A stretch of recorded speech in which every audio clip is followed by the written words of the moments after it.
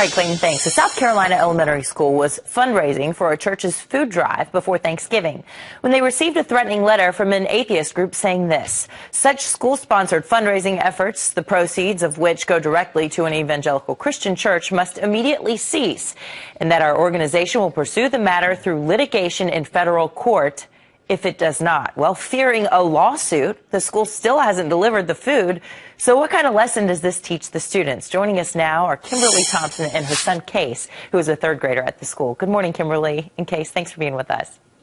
Good morning. Thanks for having us. So essentially the school was sending out these turkey thank you grams ahead of Thanksgiving, using the money to buy canned goods for this food drive at a local church. What message do you think that program was sending to kids like your son Case? In so many different ways, it's caring, it's empathy, it's helping one another. The thank you grams, the children were able to purchase those. They could send it to a custodian, to a teacher, to someone in the office, or a friend in school. And that's, in one way, that's teaching them to care for their friends and neighbors.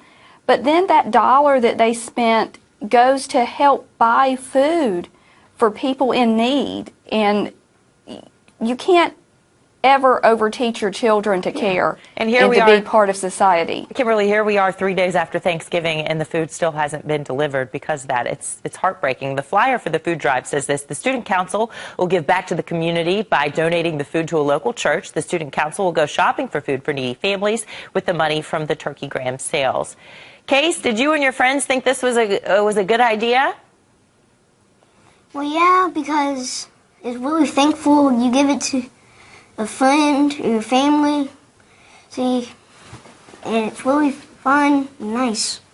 Yeah, doing nice things for other people. It warms your heart, I imagine, on the holiday. This is the statement from the American Humanist Association, who was threatening the lawsuit. Just as most Oak Brook parents would presumably object to their children raising money for a Muslim group or an atheist group, the same principle applies here. We support the idea of charity and helping the poor, but public schools can certainly help the poor without assisting church-led projects. Kimberly, do you think that this program to help families in need, although it was going through a church, was it pushing Christianity and Jesus on all of these children? No, absolutely not.